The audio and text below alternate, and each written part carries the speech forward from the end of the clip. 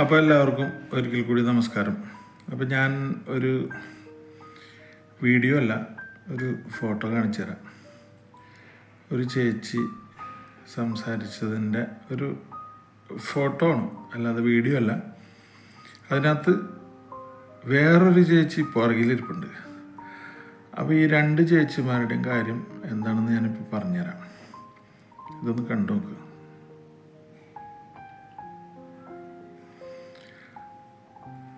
അപ്പോൾ ഇതാണ് ആ ഫോട്ടോ. അപ്പോൾ ഈ ഫോട്ടോൻ്റെ അകത്ത് ചെറുതായിട്ട് കാണുന്ന ആ ഫോട്ടോയിലുള്ള സ്ത്രീ, അവരുടെ പേര് നിമിഷ ബിജോ. ചാലക്കുടിക്കാരിയോ അങ്കമാലിക്കാരിയോ എന്നാണ് അവർ പറയണത്. പക്ഷെ നമ്മളും തൃശ്ശൂർക്കാരാണ്. പക്ഷേ ഈ അങ്കമാലി ചാലക്കുടി എവിടെയാണെന്നൊന്നും നമുക്കറിയത്തില്ല ഇവരുടെ വീട്. എന്തോ ആയിക്കോട്ടെ. പക്ഷേ ഈ ചേച്ചി പറയുന്നൊരു വീഡിയോ ഇന്നലെ യൂട്യൂബിൽ കാണാനിടയായി. അപ്പോൾ അതിനകത്ത് പറയാനുള്ളത് എന്താണെന്ന് വെച്ച് കഴിഞ്ഞാൽ, ഈ നിമിഷ ബിജോ എന്ന് പറയുന്ന ഈ സ്ത്രീ ലൈവിൽ വന്നിരുന്ന് കാണിക്കുന്ന കാര്യങ്ങൾ, അവർ രാത്രിയായി കഴിഞ്ഞാൽ 1-2 മണിക്കൂർ ലൈവിൽ വന്നിരിക്കണം.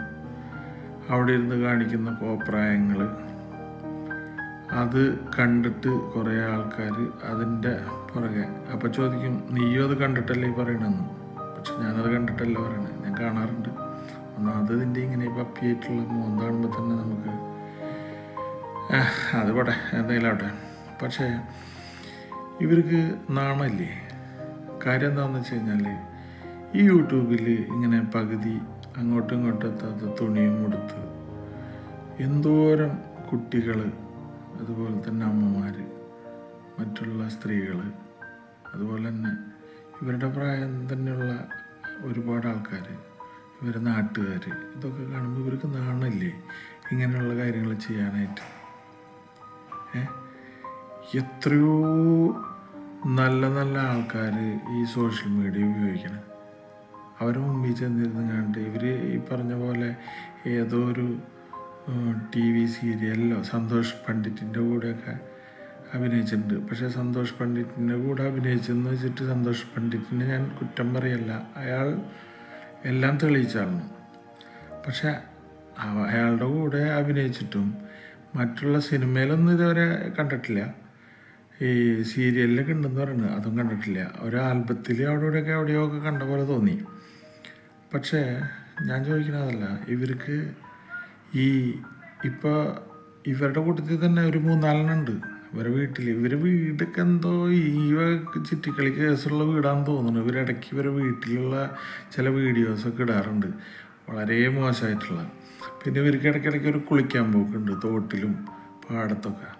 അതൊക്കെ ഇവളെ കൊണ്ട് കിടക്കുന്ന കെട്ടിയോൻ, അവനെ ആദ്യം അടിക്കണം. ഈ ബിജോ എന്ന് പറയുന്നത് അവൻ്റെ കെയർ ഓഫിൽ ആണെന്ന് തോന്നുന്നു. 3-4 ഉണ്ട്. ഇപ്പം ഈ പെണ്ണുങ്ങൾക്കൊക്കെ ഇപ്പോൾ ഒരു സൂക്കട് തുടങ്ങിയിട്ടുണ്ടല്ലോ. ഈ വീഡിയോ എടുക്കലെന്ന് പറഞ്ഞു കഴിഞ്ഞാൽ, തോട്ടിൽ അലക്കാൻ പോവുക, മാങ്ങ പൊട്ടിക്കുക, മീൻകറി വയ്ക്കുക, ചമ്മന്തി പൊടിക്കുക. ഇന്നാളൊരുത്തി വന്നു, നീളാനമ്പിയാർ. അല്ല, അവള് എല്ലാവരും ഈ കെട്ടിയവന്മാരാണ് കൊണ്ടു നടക്കണമെന്നാണ് ഇവർ പറയണത്. ഒറിജിനലാണോ ഡ്യൂപ്ലിക്കേറ്റാണോ എന്നൊന്നും നമുക്കറിയില്ല. പക്ഷേ ഇത് തുടങ്ങി വെച്ച ഒരാളുണ്ടല്ലോ നമ്മുടെ എറണാകുളത്ത്, നമുക്കെല്ലാവർക്കും അറിയാവുന്ന ഒരാളുണ്ട്. കെട്ടിയവനും കെട്ടിയവളും കൂടി ഒരുപാട് വീഡിയോസും അത് അങ്ങനെയുള്ള കാര്യങ്ങളൊക്കെ ആയിട്ട് നടക്കുന്നുണ്ട്. അത് കണ്ടിട്ട് ഇപ്പോൾ കേരളത്തിൽ ഇതൊരു ട്രെൻഡായിട്ട് വന്നിരിക്കുക. ഇങ്ങനെയുള്ള വീഡിയോസ്, അലക്കാൻ പോക്ക്, കുളിക്കാൻ പോക്ക്, കുളിക്കുന്നോട് തുളിഞ്ഞു നോക്കണത്, ഇതൊക്കെ കാണിച്ച് കാശുണ്ടാക്കുക. ഇപ്പം എന്താണെന്ന് വെച്ച് കഴിഞ്ഞാൽ, ബസ് സ്റ്റാൻഡിലും മറ്റുള്ളവർക്കൊന്നും പോയി നിൽക്കാൻ പറ്റില്ലല്ലോ, അവിടെയൊക്കെ പോലീസ് ഓടിക്കും. അതുപോലെ റെയിൽവേ സ്റ്റേഷനിലും പോയി നിൽക്കാൻ പറ്റില്ല, അവിടെയും പോലീസ് ഓടിക്കും. അപ്പം ഇങ്ങനെയുള്ള ഒരു ഈ വക പരിപാടിയായിട്ട് ഇറങ്ങിയിരിക്കണം.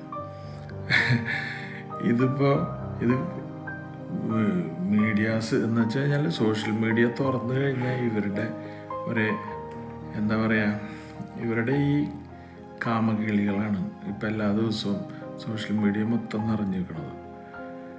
അപ്പോൾ ഇതിനൊക്കെ തടയിടാൻ വേണ്ടിയിട്ട് നമ്മളെ കേരളത്തിലുള്ള പോലീസ് വകുപ്പിനൊന്നും പറ്റൂലേ?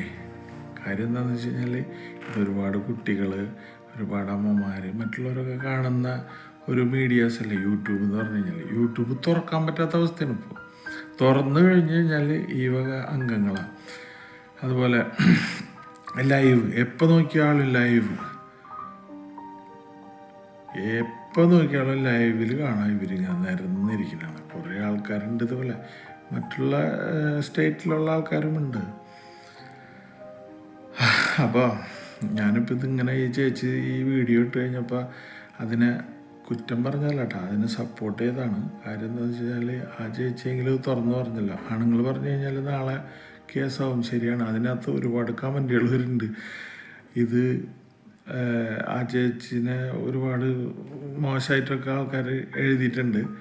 പക്ഷെ അതൊക്കെ മോശമാണ്. കാര്യം എന്താണെന്ന് വെച്ച് കഴിഞ്ഞാൽ അവരവരുടെ കാര്യം പറഞ്ഞു, ഞാൻ എൻ്റെ കാര്യം പറഞ്ഞു. നിങ്ങൾക്ക് സൗകര്യം കേൾക്കാം, ഇല്ലെങ്കിൽ വിട്ടളയാ. ഇത്ര എനിക്ക് പറയാനുള്ളൂ.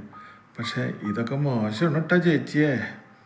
അപ്പോൾ അടുത്ത ഇതായിട്ട് ഞാൻ വീണ്ടും വരാം. അപ്പോൾ എല്ലാവരും ഒന്ന് സപ്പോർട്ട് ചെയ്തോളൂ. Thank you. അപ്പോൾ നമുക്ക് ഇനിയൊരു വീഡിയോ ആയിട്ട് വീണ്ടും നാളെ മറ്റന്നാളെ കാണാം. Okay, bye bye.